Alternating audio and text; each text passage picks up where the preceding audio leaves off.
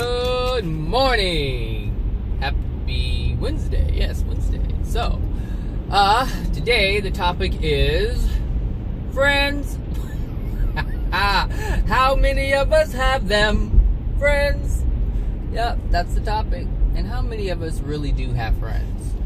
I can pretty much guarantee that the people who you believe are your friends are not your friends.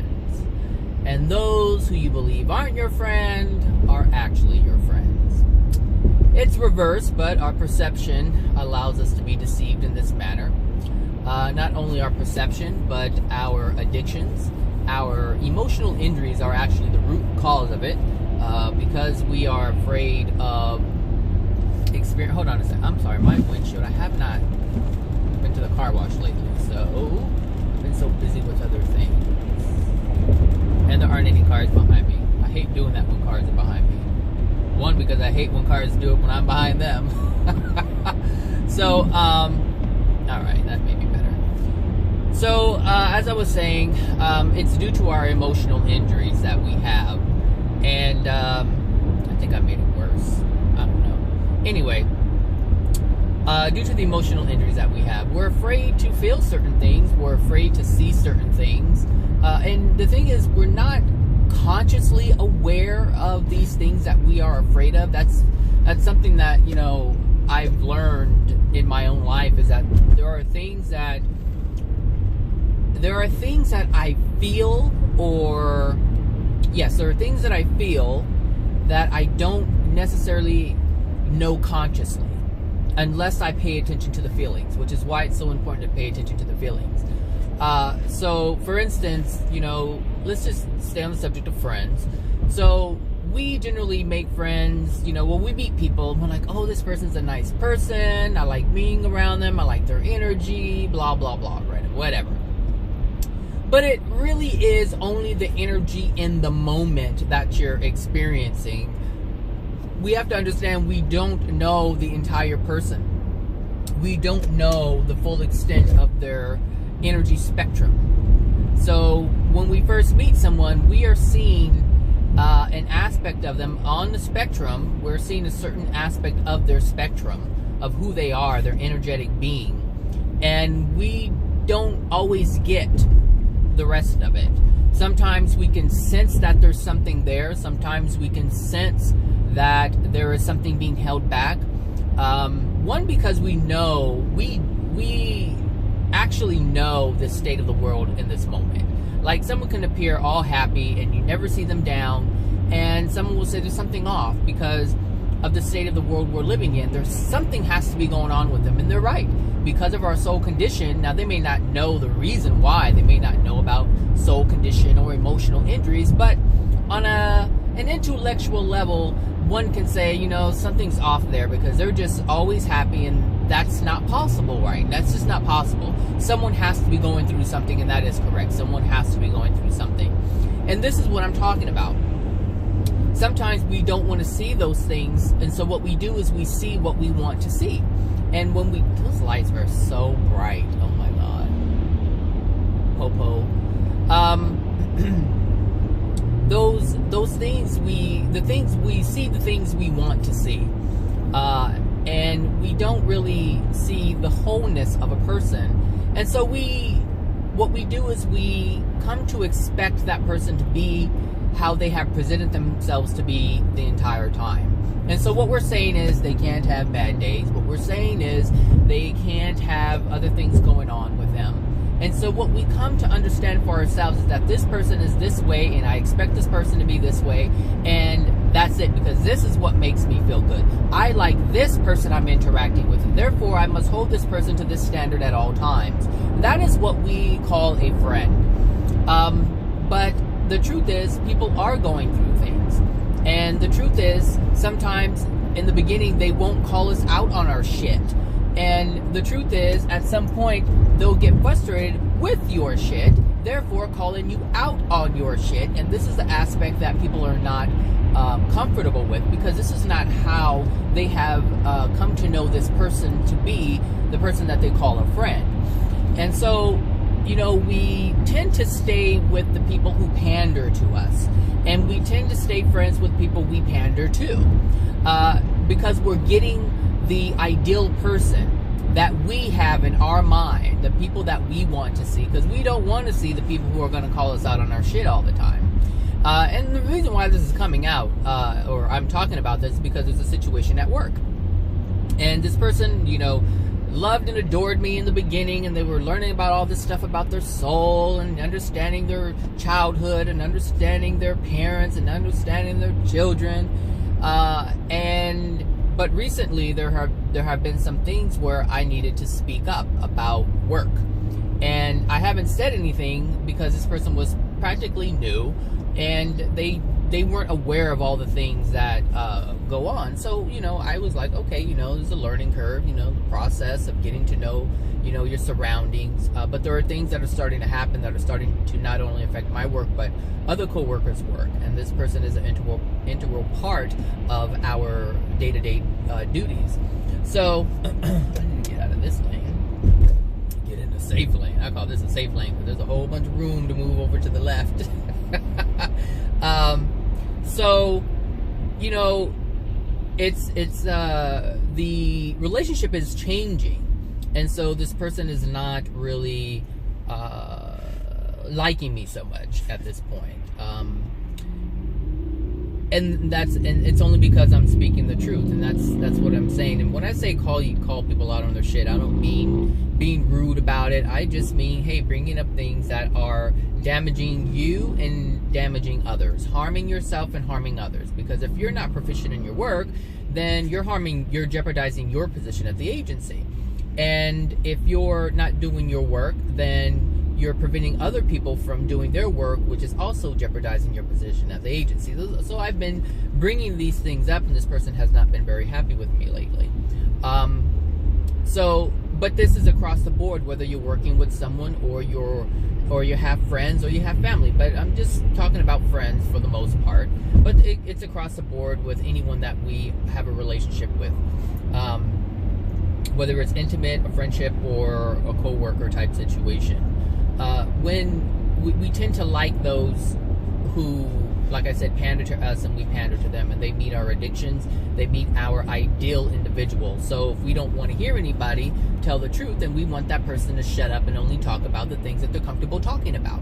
That's basically what a friend is. But the thing is, people who do this aren't your friend, because you cannot grow and you cannot learn your mistakes. You cannot learn of your inner being. You can't learn what's within your soul. You just can't learn, and you stay stagnated, and you continue making decisions in error, or in I should say, you keep making decisions in ways that will continue to harm you, because they're not made in love, and you're not being aware of what you're doing and what you're not doing. But you have to be aware of what you're doing in order to be aware of what you're not doing. And so, you know, when it comes to friendship, it's so important to tell the truth. There are many people who have left me because of my honesty. And there were, I don't know what I was watching, but there was something,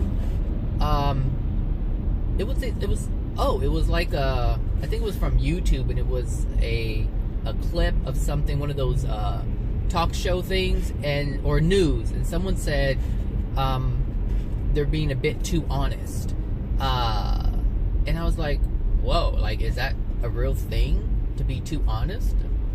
Apparently it is, but these are only coming from degraded souls, because degraded souls are the ones who want to deny truth.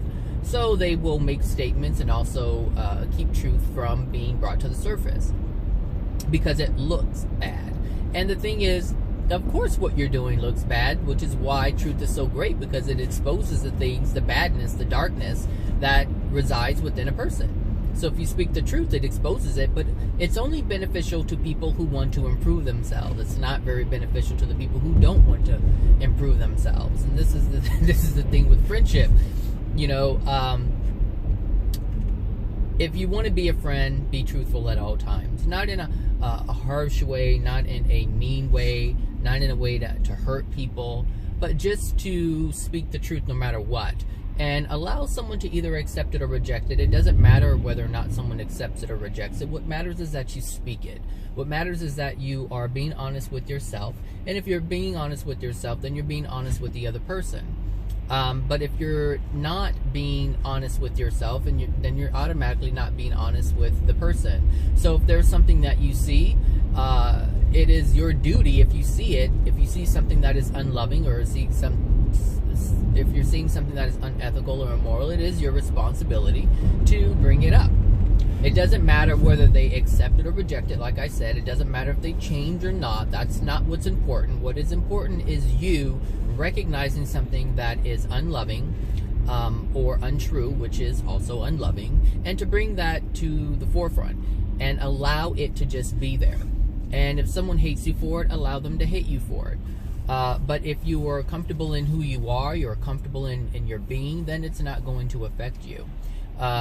You will just understand that these people are degraded and they are not accepting love, and that's their choice. That's their own doing. And then you just leave it there, and that's it. You don't have to bring it up again. You don't have to drill it in. Because when you do that, you're trying to force someone to see your way, to see what you have brought to the forefront, and to accept it and to make a change. And that's not what we're here for. We're not here to force anybody to do anything, and you don't want anybody to force you to do anything. But what is loving is if you have a desire to change yourself, to accept what is being said, and not even at the beginning to accept it, but to be open to it and to look at it and analyze it and look at yourself and ask yourself, hey, is what I'm doing, is what this person is saying true? You know, am I being unloving? Am I doing something that is harming me? But to come to the conclusion that yes, you are. And you will also come to the conclusion that you don't give a shit. And that's fine, because that is your choice.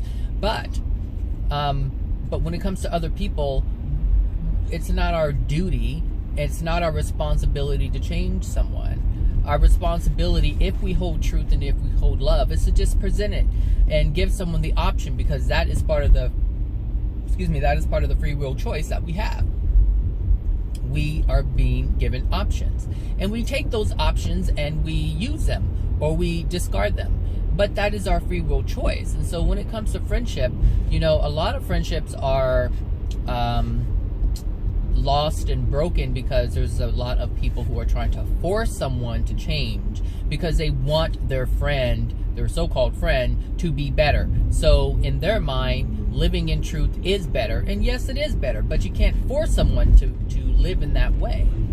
It's not better for them. For them, better is being in denial. Better for them is lying. Better for them is creating a facade. Better for them is not caring. Better for them is living in a lack of love. Better for them is not living in truth. So what is better for a person is based upon that individual. And that's okay. They have that right.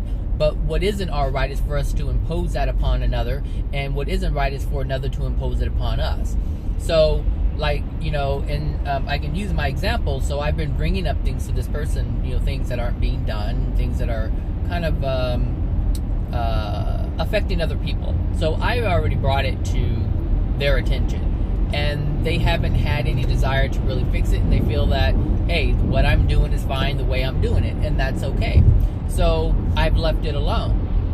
But now it's being moved up. Other people are noticing it, who are managers, and so that's okay. That's okay. And the thing is, that's the way the person wants everything to be worked out.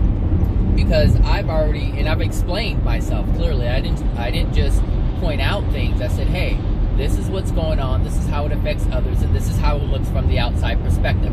I've given the person the entire global view of this, bird's eye view of what's going on and everything that I see. So it's not like someone can say, oh, you're just pointing out all my flaws or all my errors. No, I'm saying, hey, this is what's going on. This is how it affects me. This is how it affects other people. And so you can do this with friendship. You know, if someone's doing something within a friend circle, say, hey, look, what you're doing is, you know, hurtful, it's painful, and it's affecting me, and it's affecting other people. And you have to let them decide for themselves if they want to change, because if they're truly your friend, then they'll take it into consideration. I'm not saying if they're a friend they will change. I'm saying if they're a friend, they'll take it into consideration. Now, if they're not aware of love, then obviously they may not make the right choice. They may not take it into consideration and actually care about what they're doing, and if they're harming another. Now, or harming themselves for that fact, for that matter. So, when you're looking at friends, it can be kind of tricky, because everyone has their own perspective as to what a friend is. Some people believe that friendships are these things where it's die-hard loyalty, like you're loyal no matter what. You lie for me, you steal for me, you cover for me, you give me when I'm in need, and this is basically what most people believe friendships to be. I, however, don't. So I understand that I can't expect anybody to lie for me. I don't want anybody to lie for me, nor do I want to put myself in a position where I would have to ask someone to lie for me. And that's the thing, because at the end of the day, I'm responsible not only for myself, but I'm also responsible for them getting in trouble. Not completely, because they have the free will choice to either engage in unloving things or not. But it is important to understand that if we ask someone to be unloving for us, if we ask someone to deny truth in order to protect us, and not really protect, but to conceal whatever it is we're asking them to conceal, we are penalized for that. Like, we degrade our souls even further when we ask someone to cover for us or to conceal something for us, so that we don't feel the pain inflicted by another person of authority. And so, this is why, friendships can be so tricky, because we depend on people to do unloving things. That's basically what a friendship is in this day and age, this current state of the world that we're in right now. We really depend on people to do unloving things for us. That's what this whole world is basically built upon. It's protecting those who do unloving things. A parent will lie for their child so their child isn't thrown in jail if they have done a crime. Someone will cover for another knowing they did something wrong in order to save their job. There's a lot of unloving things, but the thing is, at the end of the day, you end up paying for that. In some way, shape, or form, you end up paying for it. And I know this because I've experienced it. Like, I've been with the agency that I'm working at for, it's going to be 16 years this year. I mean, this month, actually. September 8th, I think, is the day I started. So, I almost been there for 16 years. I think 16 years. And there's been many times that I have been expected to cover for someone. And I didn't. I just told the truth. And I'm talking about covering up stuff for executives. And, I was called into, legal hearings, and depositions and stuff like that. And I had to tell the truth. Not for any other reason other than my integrity. I have to tell the truth. I just have to. For myself, I have to tell the truth. Because I would feel guilty covering.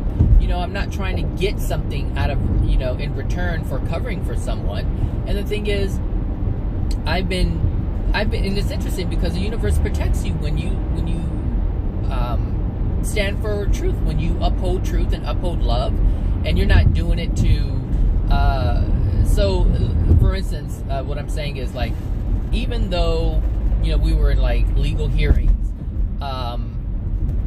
I didn't try to cover up for someone in order to maintain my job, to ensure that I have a position at the agency. Like, that was never a thing. I never did it to look good in someone else's eyes. Like, that was never a thing for me. And I didn't do it to get anybody in trouble. That's what I wanted to say.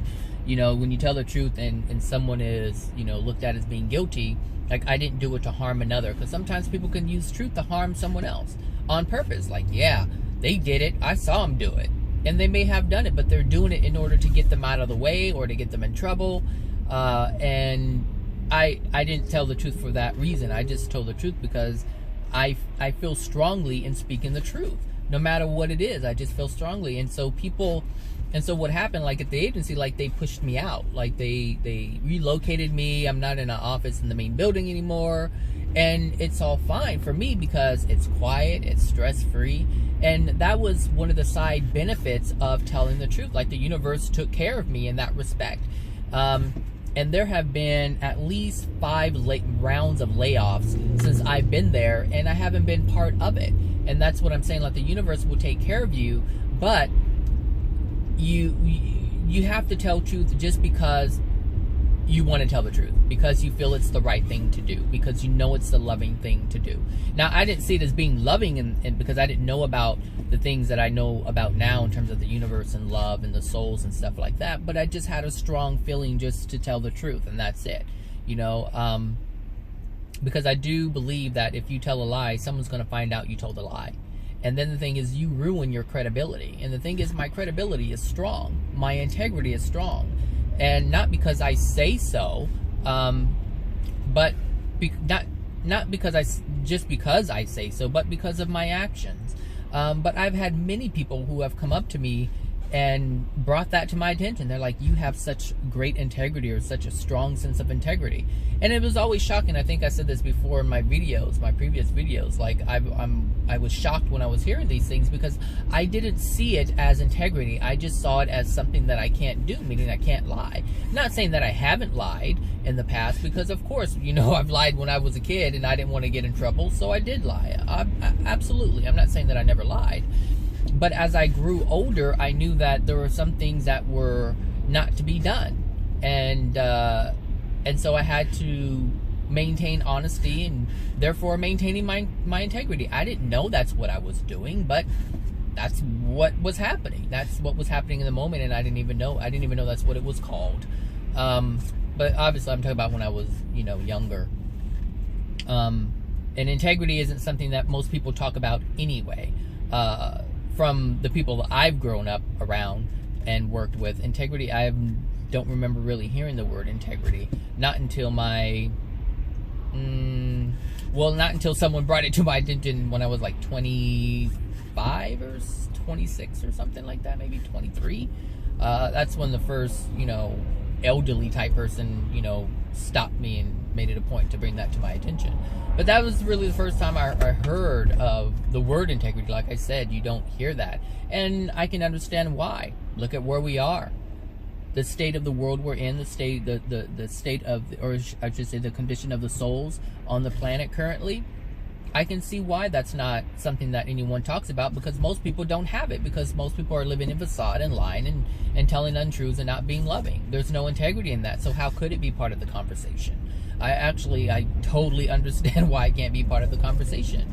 But I'm very pleased and happy with myself that I can talk about it freely and actually feel good talking about it, because it's not something that I'm running from. Because we tend to run from things that are either unveiling about our condition, our degraded condition. So someone who holds no integrity doesn't want to talk about integrity. Someone who's not honest doesn't want to talk about honesty. Someone who is unloving doesn't want to talk about what's loving. And so you can kind of gauge where people are, because when you mention certain subjects, they kind of veer off. They change the subject, or they manipulate the conversation to kind of veer into a different direction. There's so many ways to look at people and understand where they are. And the thing is, if you're friends with people, you can use this as a test. You can bring up integrity. And some people will talk about, but you can feel that there's no feeling behind it. There's no substance behind it. They're just empty words. You can tell when someone's just blowing hot air, you know. And it's interesting, you know. Like I said, you can try it. It may even be difficult for you if you don't have any, and that's a possibility. I don't know who's listening to these videos, but I know when it comes to friendship, sometimes we believe we have them, and we feel betrayed by the people who we thought were friends, because they didn't do what we expect them to do. And a lot of times, friendships end, or these so-called friendships end, when you are exposed. When someone says something about you that you don't want anybody to know, that's generally when friendships end. And that's my whole point. If someone said the truth about you and you're angry about it, it's because that's a demonstration of a friendship not really being a friendship. It was only based on addiction. You were only interacting with them. I can't even call it a friendship, but you were only interacting with them because they served you. And in the moment they told the truth about you, they were no longer serving you because your purpose is to conceal. And this is what happens with friendships all the time, every day, every single day. I was listening to this girl talk, and I had a passenger in the back, and she was talking the whole time. I think the ride was like 38 minutes, and she just rambled and rambled, just like I'm doing in this video, but it was almost like there was no one on the other end. She was just, the whole 38 minutes was just her talking non-stop. And so this, she continued to talk and talk and talk and talk and talk and talk and talk and talk. And up until, she actually continued talking when she got out of the car. So I was like, Jesus. And so during the conversation, I realized that she worked in the entertainment industry and she has a label in music. And I was like, oh, okay, well, now I understand this dynamic. And the thing is, they're serving one another.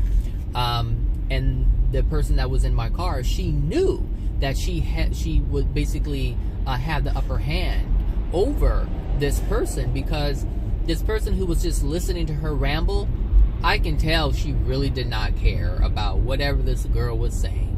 But she did care about keeping the lines of communication open, because she does work for a label. And so she's viewed as someone who can open doors, or not even open doors, but to have connections to other people in the industry. You never know who you're going to meet. And this is an addictive relationship. You know, one of them wants to vent all their troubles, and that's all she was doing, was just talking about her problems, her boy problems, and oh God, it was a mess, because I was like, oh my goodness, girl, I need to stop listening to you, because you're draining me, and all I'm doing is driving. But it was nice to have her removed from my car. As soon as that trip ended, that was great for me. You know, it's like, but I was, listening. I was just looking at the whole dynamic and understanding, and I don't know where I'm supposed to go. I gotta go to the main building today, so I gotta get my TV test. So let's see what. Oh, this says. Oh, it popped up and then it went away. Great. What are we doing? Where am I going? I know it. Just people just doing stupid shit. It's stupid. Good morning. Here I am. I'm pulling in front of you. I'm not carried. I'm not giving a damn. I'm not giving a damn. Oh, that says what? It says 250 feet. So I need to get over here. You know what? All that bullshit going on back there. I don't know what people are trying to do, but they just need to do it. All right, so back to what I was saying. What was I saying? Ooh, they just stopped traffic all the way back there with that nonsense. That was nonsense. Oh my God. So, oh, I guess I can just go the same way. I don't need to go a different way. I was saying, I don't know, whatever. I think I said what I needed to say.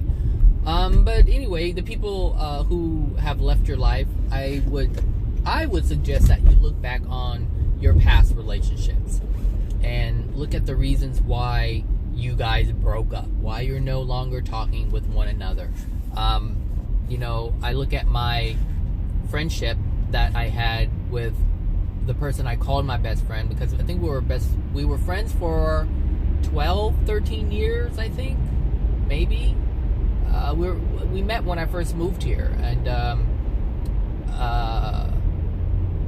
yeah, we were friends. But I understand the addiction. So most of my friends have been doctors. He was a doctor, and I I was going to get my PhD in psychology and become a psychologist. And so it really appealed to me to be around this person because it was kind of a reminder and a motivation. And so that's how I was using that person. There were a lot of things about that person that I didn't really care for, but there were so many things that I did care for. And so when the friendship ended, it was kind of like, wow, it's over. And it kind of hurt in the beginning, but I understood later on, I think I talked about it, I understood why the friendship ended. I think I'm going to stay on this 5 freeway. I'm not going to mess with that. Yeah, I realized why being a friend with this person was so appealing. But now that I look back on it, it actually started with something that was... It actually started with this perky, I don't know what word that is, but anyway, it actually started with this person having an attraction towards me. And this person was in a relationship at the time, and I knew, but I never pursued anything with it at all. But I knew. And the thing is, because advances were made, I overlooked that. Now, I overlooked it because I knew I would never do anything with someone who's in a relationship. So to me, it wasn't an issue. But what I didn't want to see was the immoral actions that this person would have taken. And it wasn't just one time. It was many times. And so when I look at, maybe I should have taken the other route. This is a mess. Looking back, if someone approached me today and they were in a relationship and talk about I'm attracted to you, I wouldn't have anything to do with that person. But back then, because of the condition of my soul back then, I wasn't willing to dismiss it as I would today. I accepted that person as they were, but only because I wanted a friendship with that person. Because this person was a psychologist, because that's what I wanted to do, and I felt like, it'd be great to be in the company of this psychologist because I want to be a psychologist, and so I can learn a lot. Like there was some self-gain interest there, and I didn't see that back then. I can see it now, but I can see that the friendship wasn't built on anything that was honest, because I wasn't being honest with the person about their advancements towards me. I just ignored it, but I didn't confront it. I didn't say, hey, that's not cool, or, I didn't say anything like that.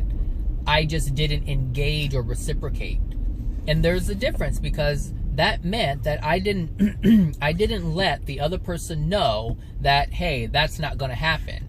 I let the other person believe that there could potentially be a chance, because if you don't say no, just like a woman going out on a date, if you don't say no, then you leave it up for interpretation. And the interpretation of the person who is pursuing is that, there is still a chance. There is still a possibility. And this keeps the lines of communication open. And this is how I was being unloving, because I wasn't being truthful. Like, I would have never had any sexual anything with this person, ever, because this person was in a relationship. I would never, ever, ever, ever do that. But I didn't let that person know that I would never, ever, ever do that. And so I was misleading towards the other person. And that's what that friendship was based on. So when I look at the foundation of what that relationship was based on, it was not based in truth, and it wasn't based in love. So of course that shit's gonna end. Of course, as I started to become more... having more of a stance on subjects and topics and things like that, because towards the end of our relationship, we had not disagreements, but we had a difference of view, a difference of opinion about things, and we would get into debates about it. Whereas in the beginning, we really didn't have any debates. So as I started to find my footing, or get my footing and stand my ground, and actually develop and become more comfortable with who I am and the positions that I hold about things, the dynamic of the relationship changed, because I was then being truthful. Now, if I was truthful in the beginning, we wouldn't have had 13 years of a friendship or a relationship. It would have been cut early on. Because at every, as I started to voice my opinion and let my views be known, it was always, there was always some kind of conflict. There was always kind of contradiction with the other person, with my friend's view, you know. And I remember saying things, well, that's not fair, that's unloving, or this is whatever. I don't think I said unloving, but I said that's not fair, that's not right, or that's whatever. But and he was always like, I hate it when you're he would always hate it. And that's the thing, he would just hate it. And I understand why. And the thing is, the reason why he hated the things that I said is because his view was more on the unloving side. It was more on the unethical side. It was more on the immoral side. And he didn't like when I stood next to him, because he knew in his heart that on things was crash ODR. Sorry, I was reading that sign up there you see on the bridge. He felt like what I was saying was right, and he used to say that all the time. Gosh, I hate it, you know, you're always right, or I hate it when you're right. But that was generally all the time. But like I said in my early videos, like, people used to call me a know-it-all from the beginning. You know, it's like people would get irritated. And this is one of the reasons why I was pushed out and shut out and not involved or brought into the fold of many circles, friendship circles and things like that. Because they would call me a Debbie Downer. So for one, I don't smoke, I don't drink, and I don't condone these things, you know. So, you know, for people who like to smoke and like to drink and like to party and like to club and like to do drugs and all these different things, I'm an absolute Debbie Downer, because I cannot support these things. And it's not like I'm condemning people for doing these things. I'm just simply not for it. It's not for me, you know. So for them, they feel like they're being judged, and it's not that I'm judging them. It's that somewhere inside of them, they know that what they're doing is harmful to themselves. But they don't want anybody to tell them that they're harming themselves, and they don't want anybody to show them that they're harming themselves. And this is what breaks friendships up, the truth. Many people think, well, it's really not the truth. It's the exposing of the untruth that they're doing. That's what they don't like. I can't say that friendships break up because of truth. Friendships actually break up because of the ongoing continuous lies and facade that people present every single day. The things that they engage in every single day. That's what's really breaking up the friendships.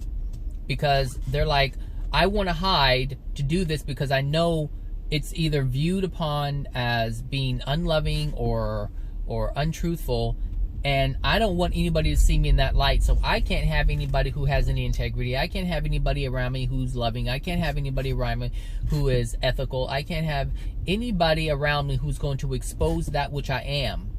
That's why friendships break up and end and dissolve, because of the unloving things that are happening. And not only that, but the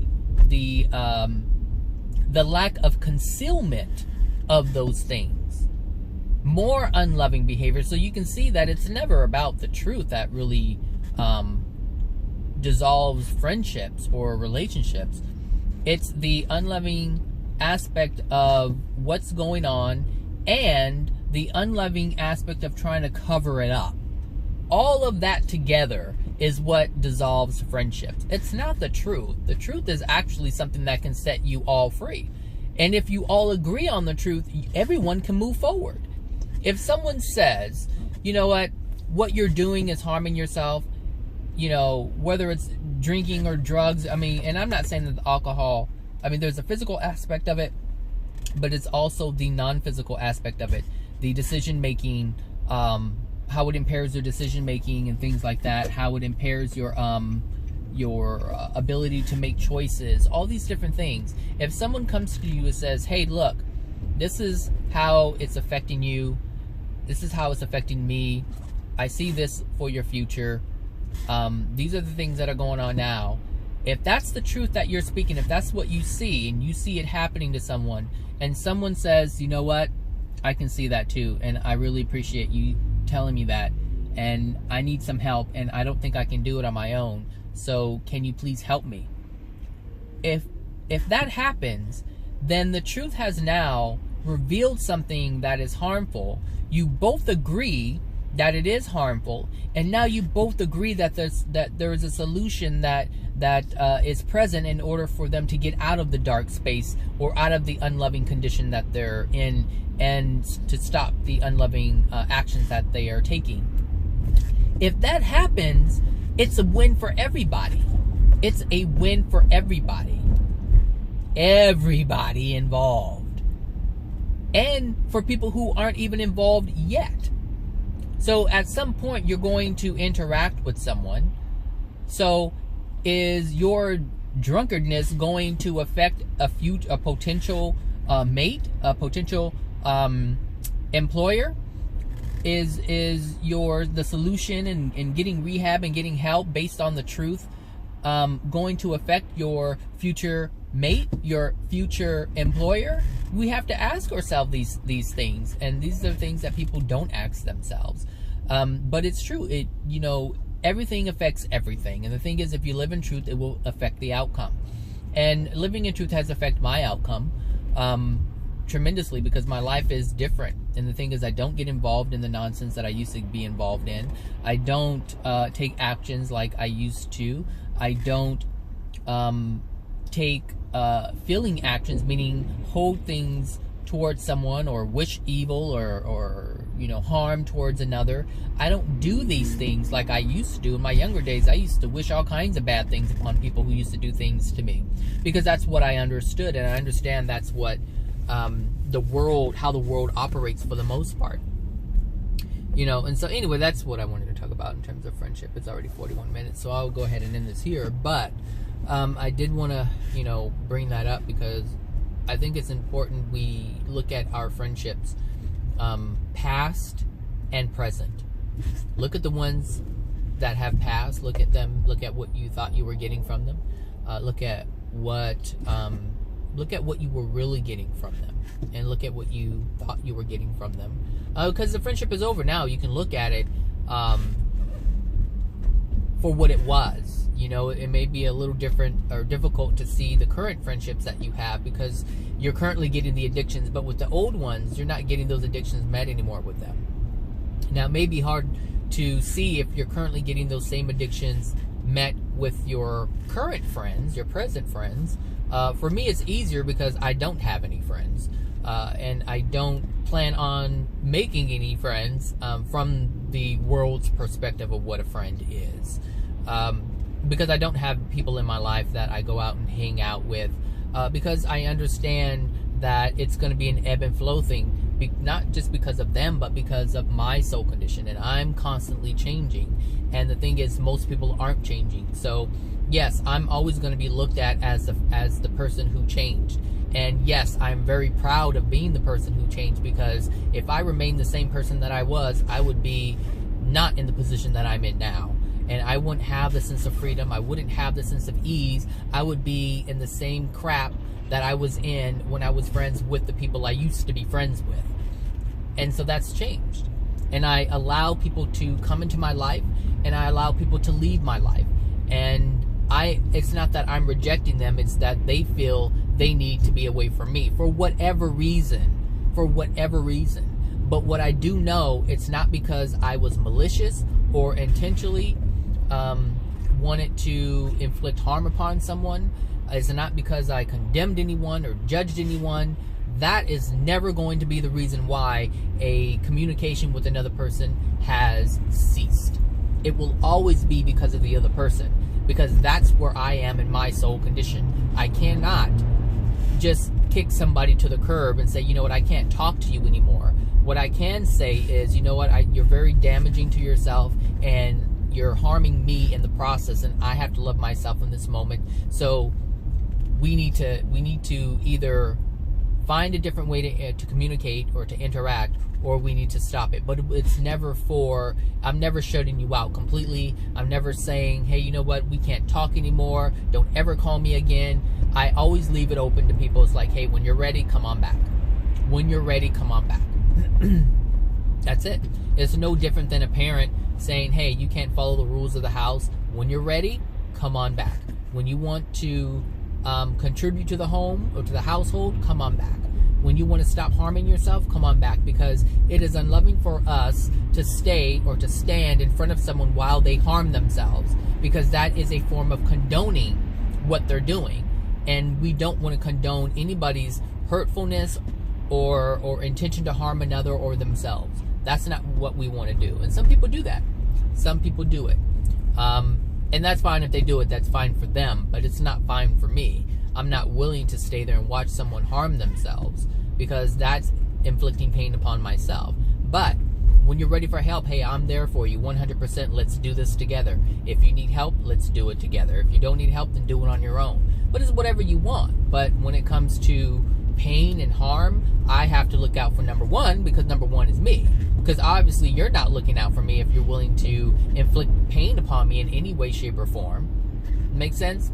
I know it does. Anyway, have a great Wednesday, and I will talk to you guys later. All right, bye now.